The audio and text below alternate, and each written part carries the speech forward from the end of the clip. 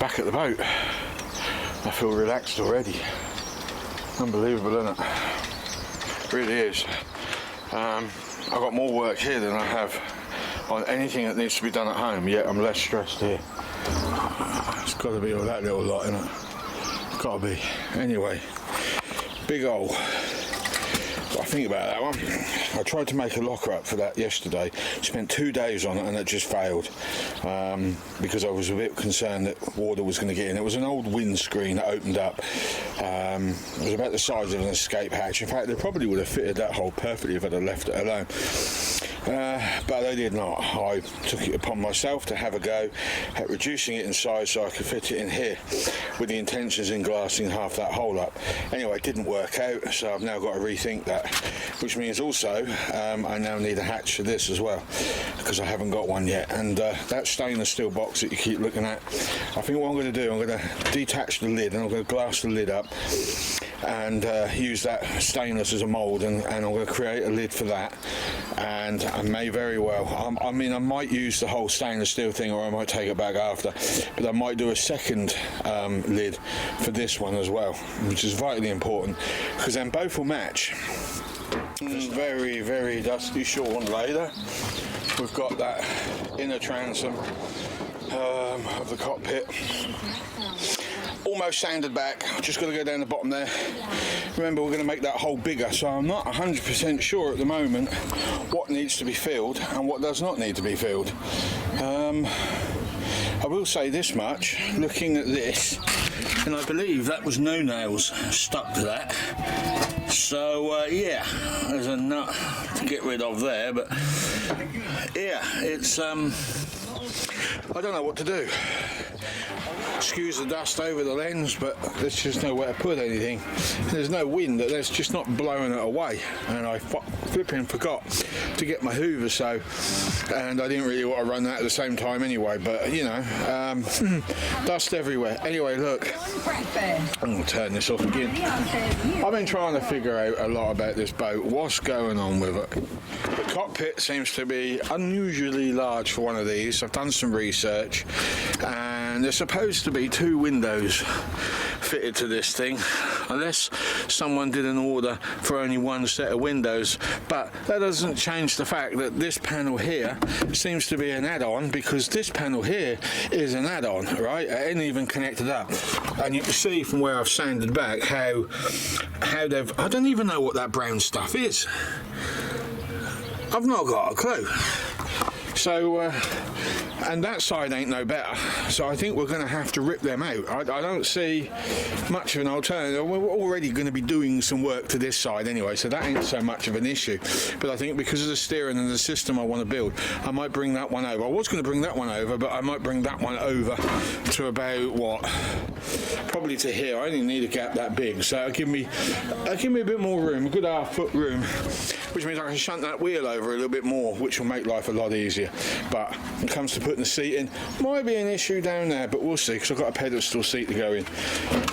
But yeah, well, I've got bad knees and something really wrong with my gut. Too many birthdays, I think.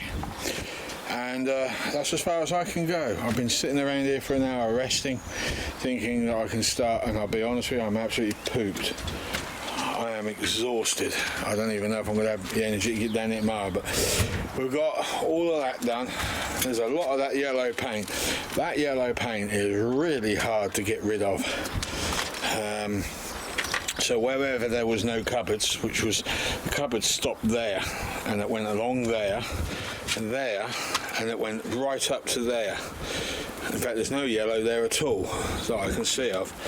So I reckon there was a cupboard originally that went all the way across. Someone has hacked this boat up massively, because I've been messing around with this. You can see the join that I've chipped out. I'm cutting that bit out anyway, so it's irrelevant, but I was looking at that and I was thinking, well, how am I going to do this? Well, it's simple really when you think about it. You've got this space here, and I was debating about using that for a battery, but we're not going to do that. We're going to cut that out later. We'll use that as a cupboard, and we'll put a cupboard door there from the inside, right? And when we do that piece here, we'll bring that just a fraction under the height here, probably to the same height as those cupboards that I'm putting in, and I'll glass that all in. So I'll cut into that gel coat, and then we've got a lot of sanding to do. And I think what I'm going to do gel coat wise, I might actually just give this a rough, I was going to bed line this, you see, all of it. This was my original plan, and I was going to put some grit down that you can buy for gel coat, which somebody has already done here. Why, I don't know, because it's in the lockers. I mean, it might be the original coat that was on this, who knows, I don't. So I thought, well, the new floor that goes down, if we do it, that's how I'm going to do it.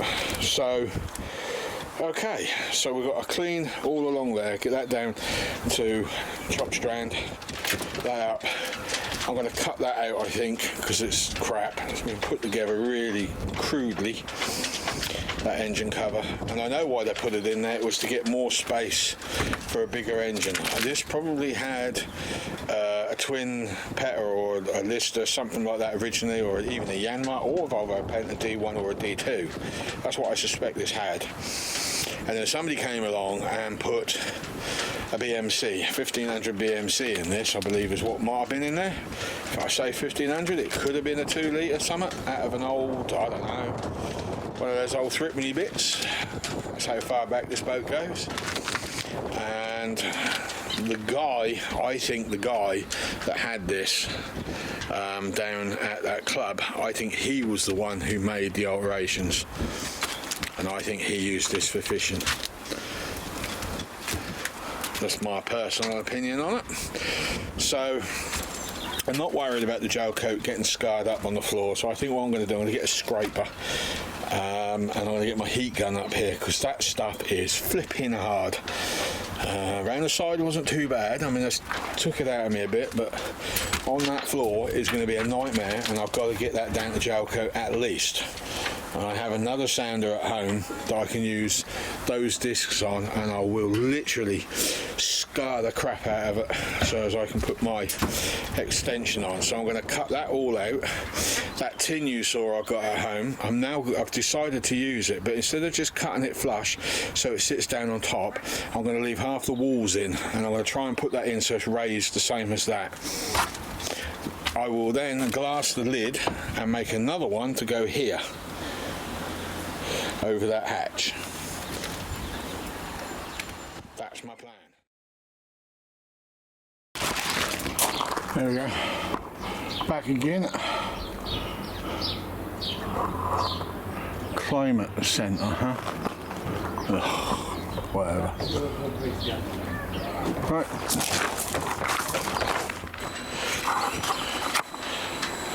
Cream Caracad.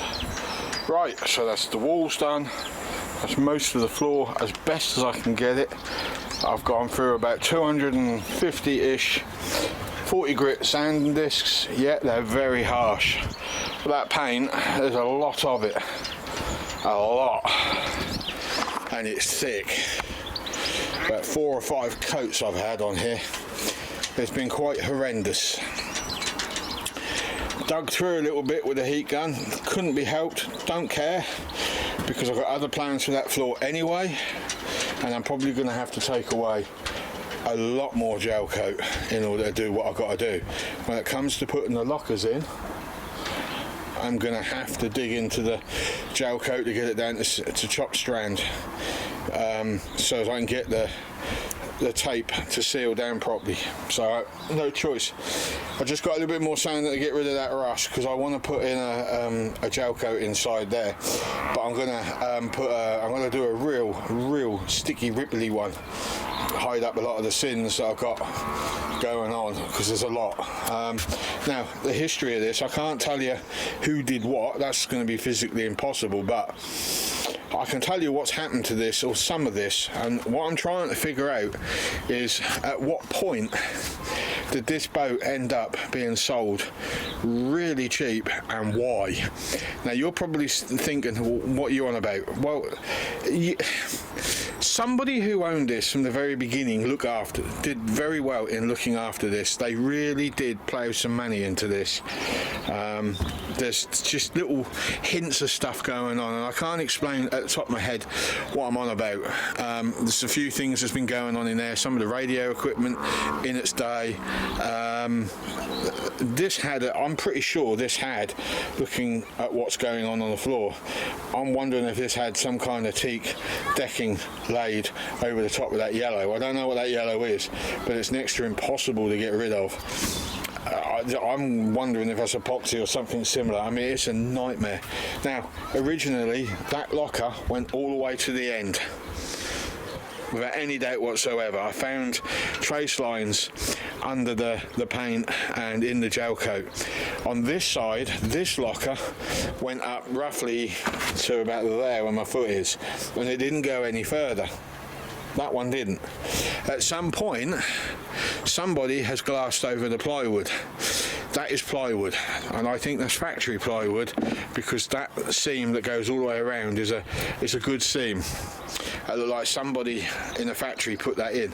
This side, however, no, there's something weird going on with this side, and I haven't got behind this yet to see exactly what's going on, because I'm a little confused to why they'd put this ugly aluminium thing on there with the wheel, when that wheel should be effectively in there. Right up there is where that should be, but it isn't. It's here. So was that put in by factory? Was that put in by a previous owner of this thing? That bit I haven't figured out yet. What I do know is that plywood on that side hasn't been glassed over at all.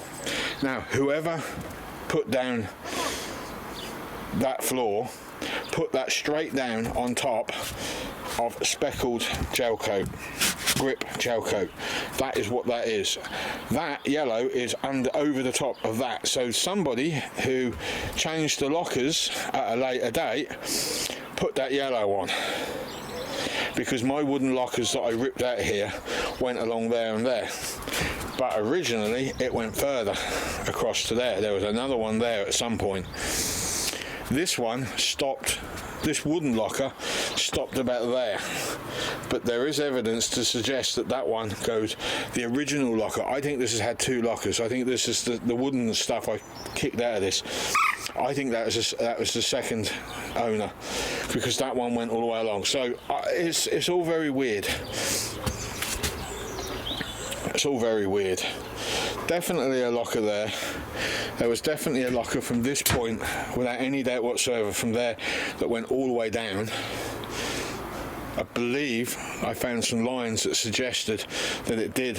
One of the other lockers went all the way across at some point.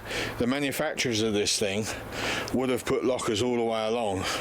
They would have had the moulds pre-made if they went with fiberglass lockers, which is why I'm thinking that somebody ordered this, and this is the Mark III version of what they produce. And I called it a Mariner. It isn't a Mariner. Sorry, I got that wrong.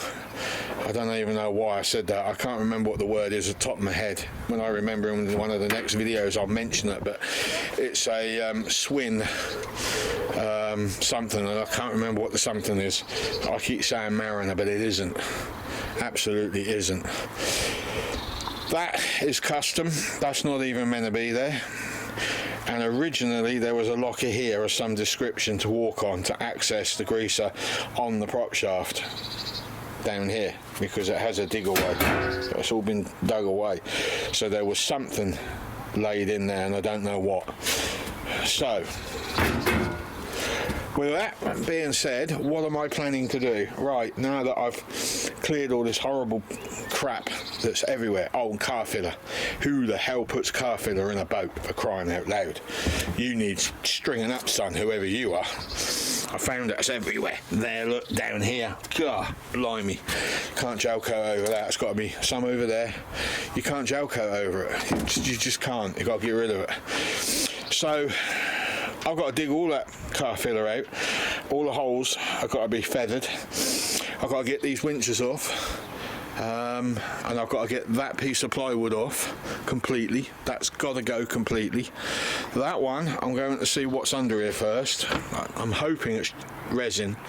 I've got a horrible suspicion it might be epoxy. I'm not sure, but we've got to cut down there. So we're going to cut this one out roughly about that height there, and we're going to bring that as a seat and go down, right? So inside that will be cut away, and I'll put a shelf in here, so I'm not too bothered about what comes of this, but there'll be a shelf there for a table, and then this piece of wood here is going to be pulled out, and I'm going to bring a new piece of wood across to there to bring it out level. This side, that one's going completely, and a whole new piece of fiberglass is going to be made at home and put in place and glued in place properly, with another piece of wood coming out, or fiberglass, sorry, coming out. My stainless steel unit is going to get cut, and I'm going to make a new hatch with that, and that stainless steel unit is also going to be used as a mould or a plug to make up the hatch for that. Then I will put in the lockers so I can work out where my distances are going to be before I fit that. I've also got to cut that out bigger because I've got an old knackered escape hatch which I've checker plated up, which is going to go over that, so you swing that out to access and shut it. Okay, and then there's another locker, same style as what's on this side, going in over there. And then at some point I've got to use the front of the boat where the windscreens is. I've got to take those screens, or leave them, I don't know which at the moment, but I've got to make a mould from that, or at least use that as the mould, so as I can duplicate that for the roof, because I want a hard dodger on this thing that needs to come to about there, and it would be nice to have a canopy as well if possible, but there's no, I don't need the canopy. I think that would probably be more of a nuisance to me than it is useful, but we'll see. Now I've got other ideas going on as well. The deck isn't wide enough for me. I did think this when I bought it. I thought this is going to lead me into trouble. I've got shot knees. I can just see it now walking along there and tumbling in. I just know it's going to happen. I'd like to widen them somehow. I have some ideas on that, but I'm not sharing them with you because they're a bit radical, and you'd probably laugh and think, oh my god, we've got another one of them, or whatever. So this panel here is going to get sanded back, completely sanded back and re-glassed again, and I'm going to try and get that as smooth as possible, get some surface tissue over the top, and then I'm probably going to roll gel coat over that. As for the rest of the boat, well, I haven't really got that far into thinking. There is so much going on with this boat. There's so much damage. There's no structure in this whatsoever, so all the gel coat is cracked. It's a nightmare. I knew it was going to be bad, but I didn't know that somebody who's buying a boat to save his marriage is going to get a divorce at the end of it. Right. Gas bagged enough as it is. So this video is done. I'll see you on the next one. Thanks for subscribing if you've subscribed. And yeah, here's what it is. Latest. So getting a divorce.